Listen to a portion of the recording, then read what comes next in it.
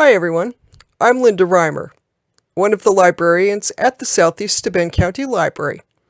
Welcome to Library Connections, our weekly readers, viewers, and listeners advisory videocast. And you'll have to excuse my hand in the shot this week, but this little remote needs a new battery, thus the manual on and off with the video. Library Connections number 54. This is the Friday, May 28th, 2021 edition of Library Connections.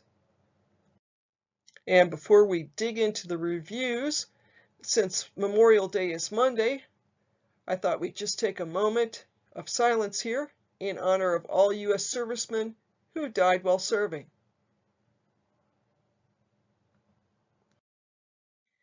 And kicking things off with the top 5 fiction bestsellers of the week from the New York Times.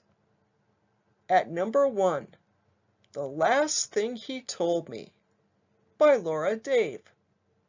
Hannah Hall discovers truths about her missing husband and bonds with his daughter from a previous relationship. At number 2, Sully by John Grisham.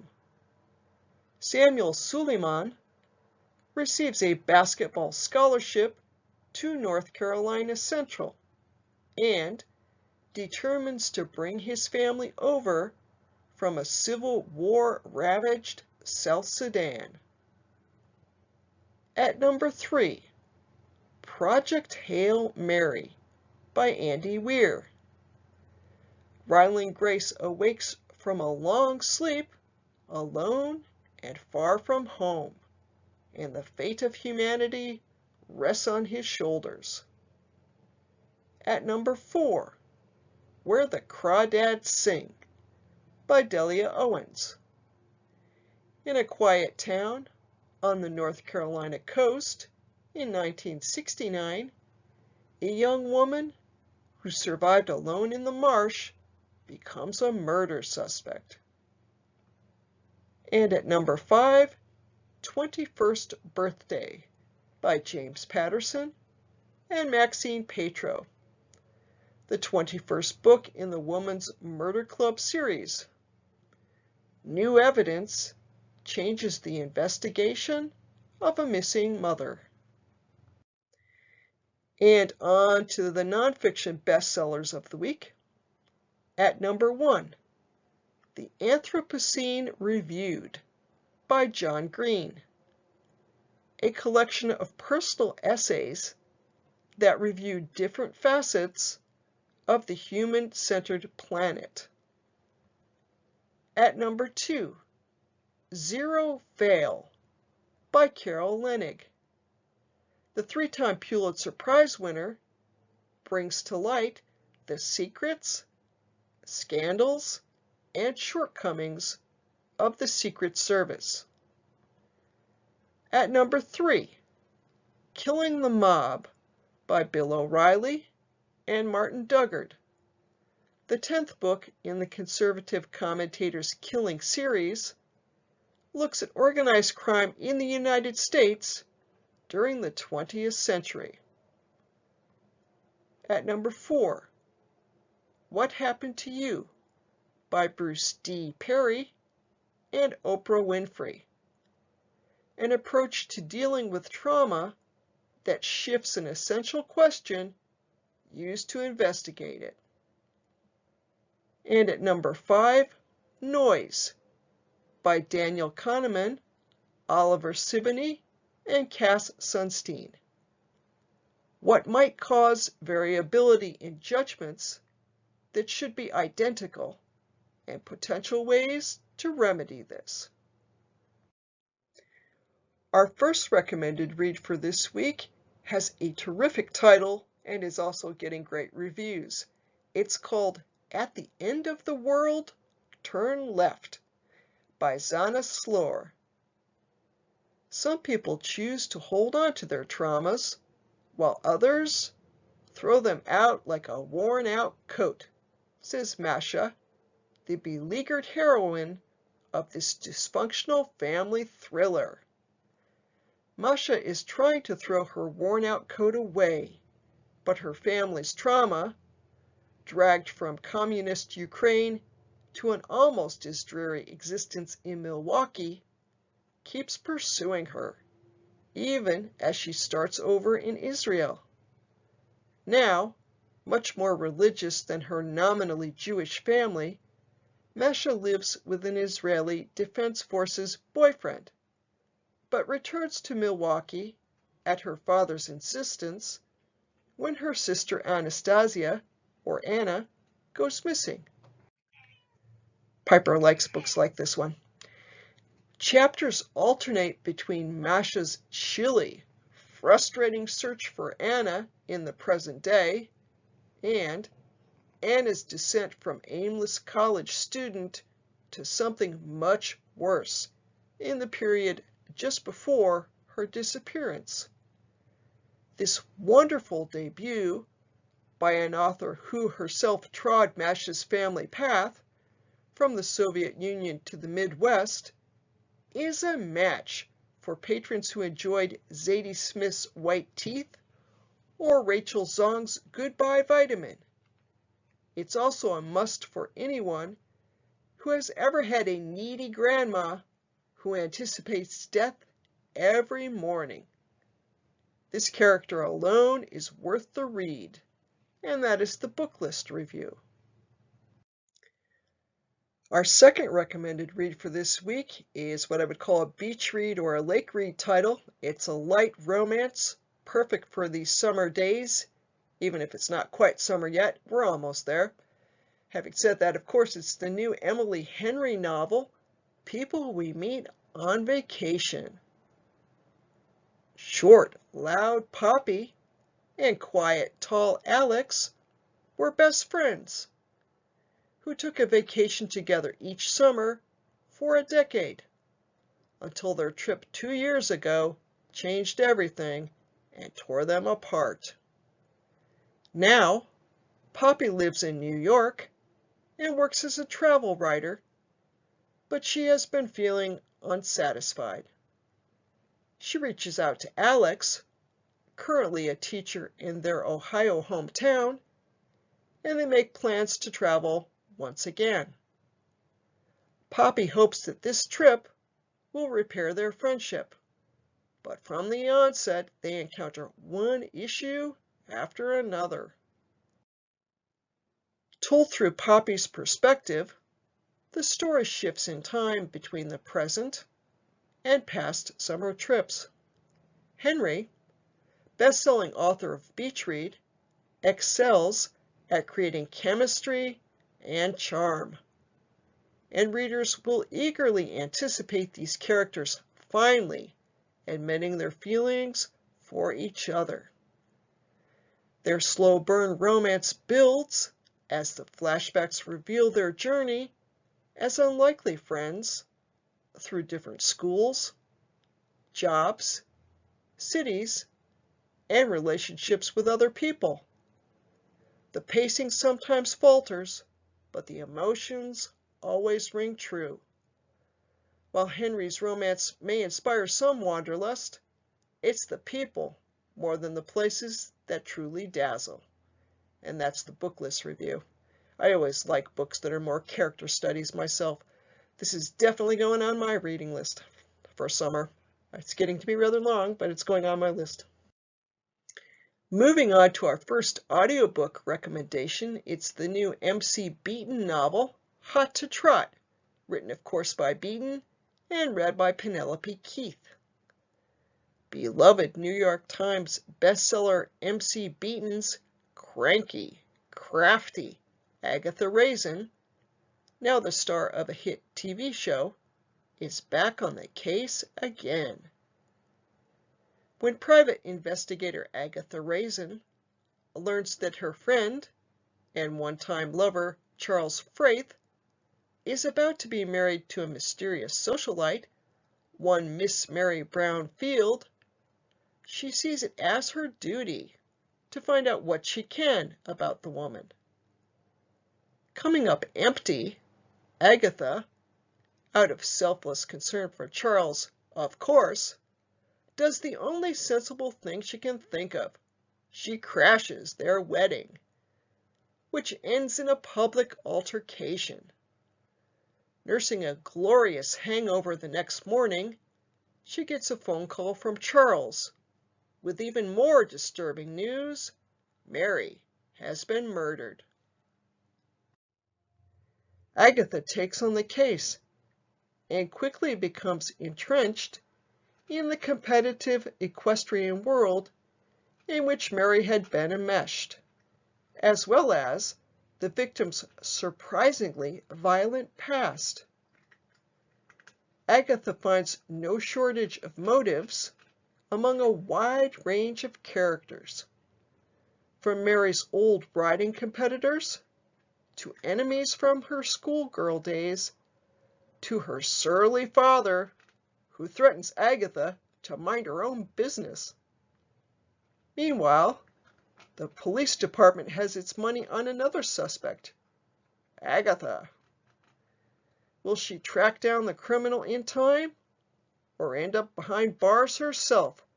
We'll have to read the novel or give it a listen to find out. And on a reader's note, To Trot is the 31st book in the popular Agatha Raisin series. If you'd like to start the series at the beginning and binge read your way through this summer, the first novel is called The Quiche of Death. Our second audiobook recommendation of the week is historical fiction. It's called Leaving Coy's Hill, written by Catherine Sherbrooke and read by Elizabeth Wiley. Born on a farm in 1818, Lucy Stone dreams of extraordinary things for a girl of her time, like continuing her education beyond the 8th grade. Piper likes this book too. Let's see, Lucy wants to continue her education beyond the 8th grade and work for the abolitionist cause. And she also thinks of ordinary things that she'd like to do, such as raising a family of her own. But when she learns that the Constitution affords no rights to married women, she declares that she will never marry, and she dedicates her life to fighting for change. At a time when it is considered promiscuous for women to speak in public, Lucy risks everything for the anti-slavery movement. Her powerful oratory, mesmerizing even her most ardent detractors, as she rapidly becomes a household name. And when she begins to lecture on the woman question, she inspires a young Susan B. Anthony to join the movement. But life as a crusader is a lonely one. When Henry Blackwell, a dashing and forward-thinking man, proposes a marriage of equals, Lucy must reconcile her desire for love and children with her public persona and the legal perils of marriage she has long railed against.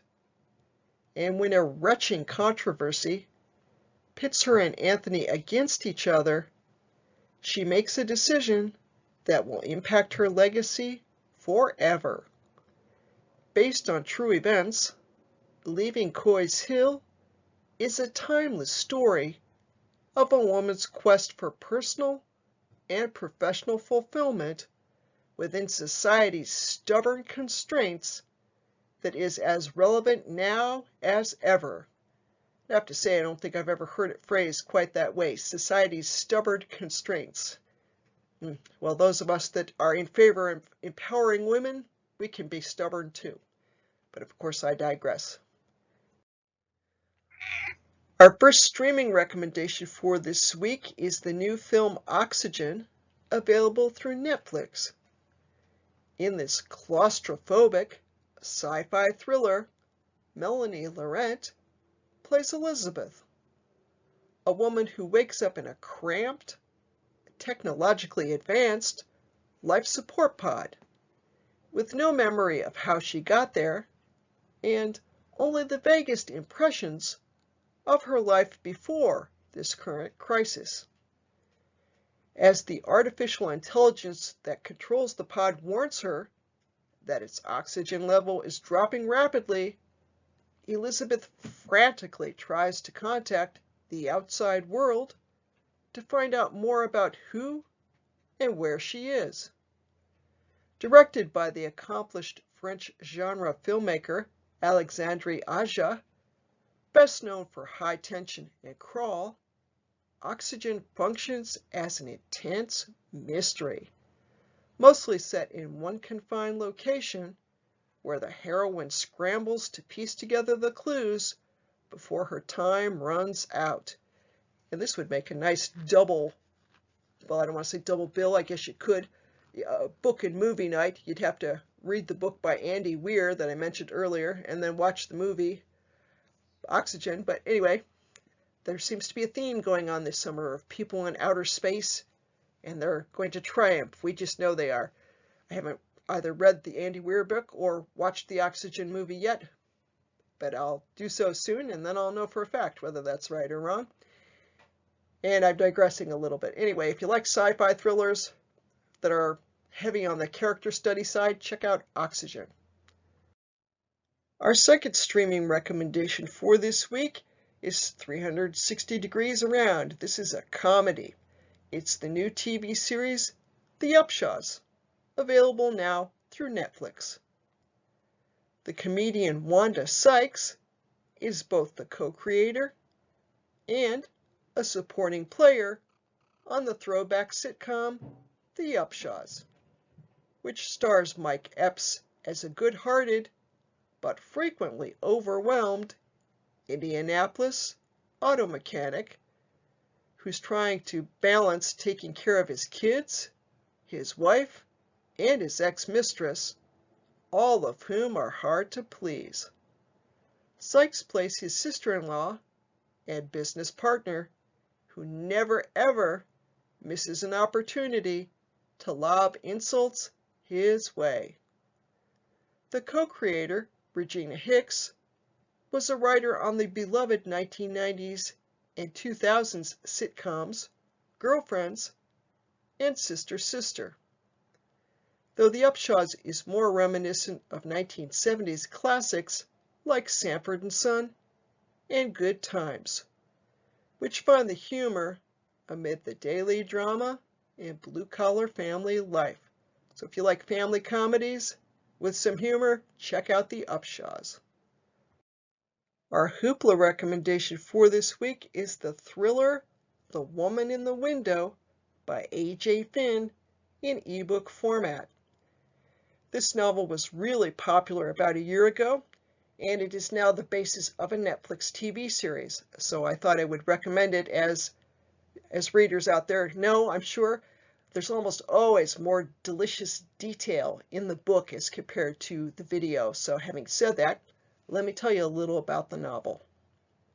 A twisty, powerful Hitchcockian thriller about an agoraphobic woman who believes she witnessed a crime in a neighboring house. It isn't paranoia if it's really happening. Anna Fox lives alone, a recluse in her New York City home, unable to venture outside. She spends her day drinking wine, maybe too much, watching old movies, recalling happier times, and spying on her neighbors. Then the Russells move into the house across the way, a father, a mother, and their teenage son. The perfect family. But when Anna, gazing out her window one night, sees something she shouldn't, her world begins to crumble, and its shocking secrets are laid bare. What is real? What is imagined? Who is in danger? Who is in control?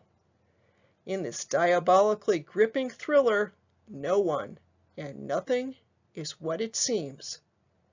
Twisty and powerful, ingenious and moving, The Woman in the Window is a smart, sophisticated novel of psychological suspense that recalls the best of Hitchcock.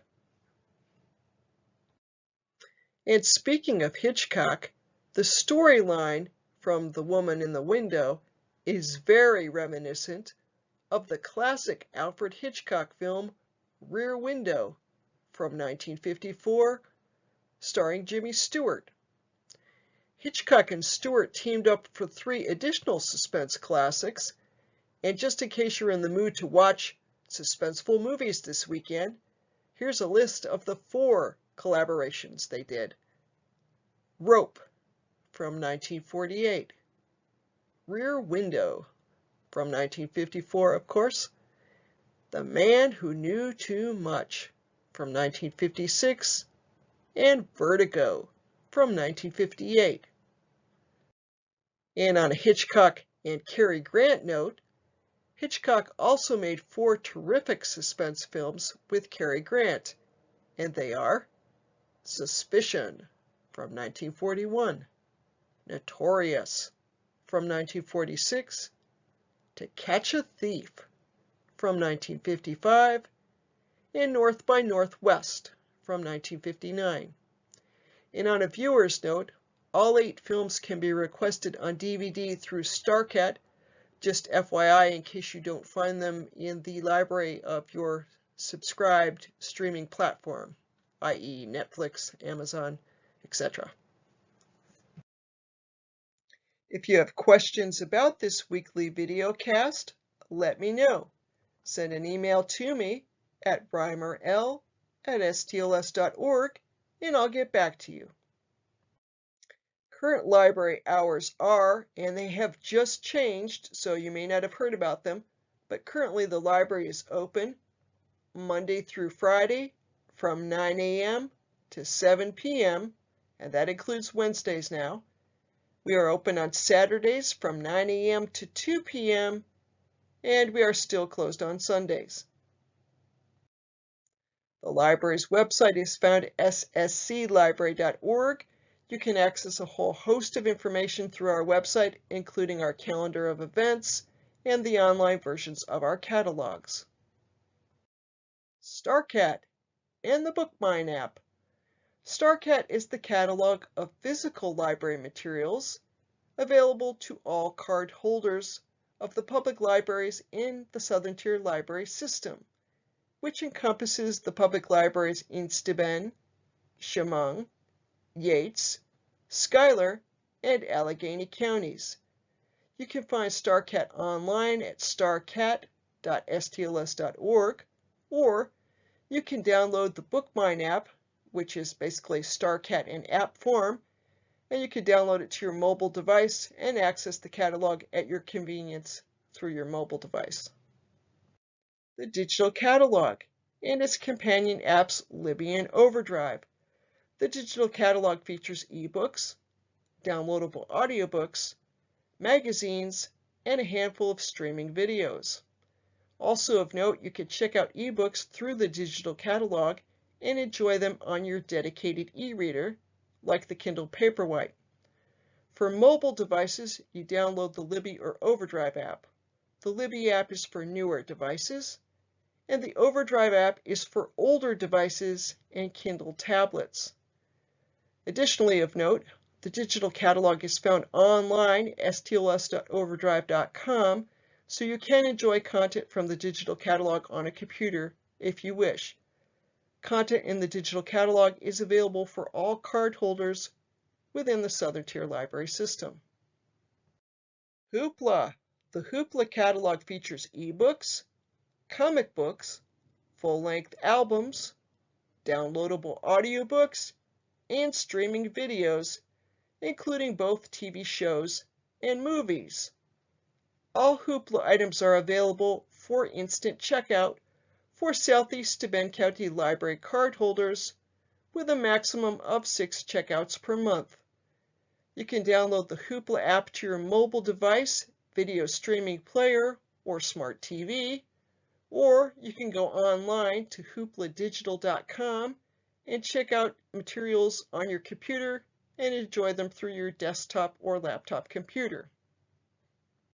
Communicating with the library. If you have questions about library services during the pandemic, or really at any time, you are welcome to go the traditional route and simply give us a call. Our phone number is area code 607-936-3713. Again, that's area code 607-936-3713. You can also connect with the library via social media. The library has pages on Facebook, Twitter, YouTube, and Instagram. Library blogs. We have our Book Club for Adults blog found at ssclbook.club. And as you might expect, that features information on the monthly Book Club for Adults. We have the Corning NY History blog, which is our local history blog found at corningnyhistory.com. That features weekly postings that show photos of the area back in the day. And Creation Stationery, the Makerspace blog found at creationstationery.com. That's a complimentary blog for our Makerspace. We have the Story Musings blog, a blog hosted by the library's resident author and head of adult services, Michelle Wells. That can be found at storymusing.blogspot.com. And finally, Tech and Book Talk, a readers, viewers, and listeners advisory blog with occasional helpful how-to tech tips thrown in for good measure. And that's found at sscltech.com. And briefly, here are references of the week. And that's the program for this week. I'll be back next week with a new edition of Library Connections. Have a great weekend.